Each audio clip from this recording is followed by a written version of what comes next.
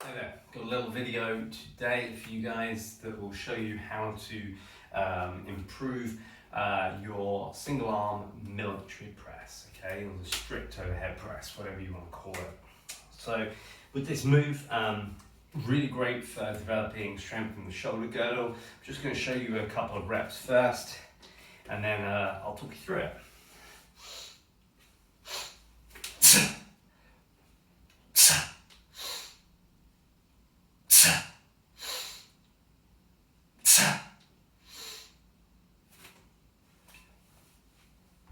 Okay, so a few reps there. Classic press, no dip in the knee on this one. It's not the push press. Just rack the kettlebell, everything's tight, and then press. So a few tips on how to improve this one. First one is get your stance correct. Okay, your stance for your clean and your press may be different. Okay, so first thing to know is that if that is the case, and this really only comes about through practice and knowing, but if you are someone who feels stronger pressing a little narrower, but you feel more comfortable cleaning and doing, hip dominant work a little wider, try to transition your feet in as you clean the kettlebell. Okay, so watch my feet here. Okay.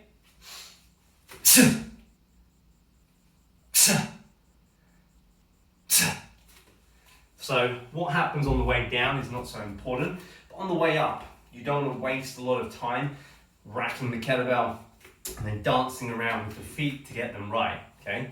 So you want to basically clean the kettlebell and step simultaneously into your press position, into your press stance. So if you're someone who cleans wider but feels not so strong maybe out here, I know I certainly don't, practice on stepping that foot in as you clean so that you don't have to adjust the feet before you press. The second thing that we want to get right is we want to basically make sure that our hand position on the kettlebell is correct. Now, I always, when I'm going to press the kettlebell, take my grip closer to one end of the kettlebell. Now, for me, I favor going towards the pinky finger side. So when I set my hand up, I don't grab in the middle. I don't grab closer to the thumb side. I bias my grip towards my pinky finger side. The reason for this is that I feel that the kettlebell sits a lot nicer in the hand this way, and you get a lot of pressure on this portion of your hand. So if you look at your palm of your hand, you've got your pinky finger and that leads into the hand. Right here, if you push here, you feel that your lats turn on, okay? So if I push here, you should feel, if you get the right spot, that there's a muscle in your back that kind of twitches every time you press, okay? Really important to get pressure there, because if you get pressure there, you can engage and you can utilize your lat effectively. Contrary to popular belief, you don't press with the shoulders, okay? Sure, the shoulders are involved and the shoulder girdle is involved, but a lot of the power comes from this region, okay? So get the weight so that the handle is really pressing hard into here. So like I said, my tip for that is to bias my grip towards my pinky finger side, okay? So that's our two tips so far. If your clean stance is wider than your press stance, okay, step the feet in as you clean and make sure that you bias your grip towards the pinky finger side. Play with this and find the right position for you though. It's not going to be right for everyone. Everyone has different size hands.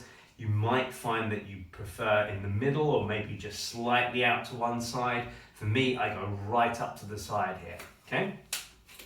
Another good tip on this one is to use your non-pressing side, okay?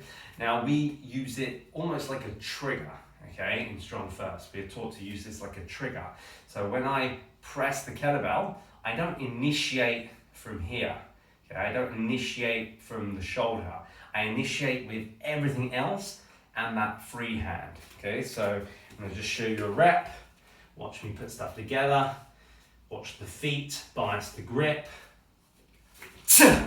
Okay, ready to press.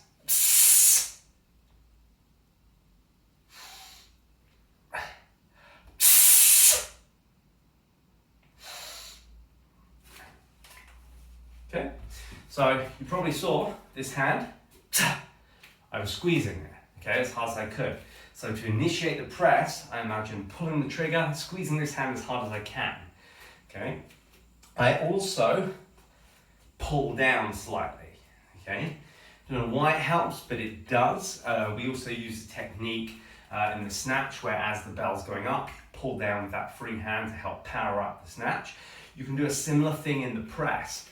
So in addition to using that trigger hand, you can also pull down.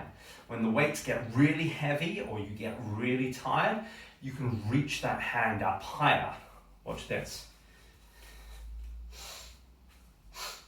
So, first up, I maybe don't need to do much. This hand can kind of relax. I'm not fatigued at this stage. As I start to fatigue, maybe I use this trigger hand.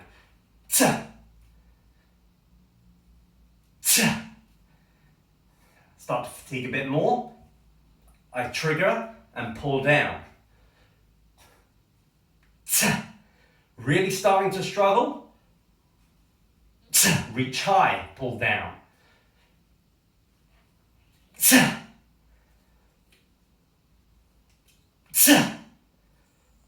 Okay, so a couple of things there, just to recap.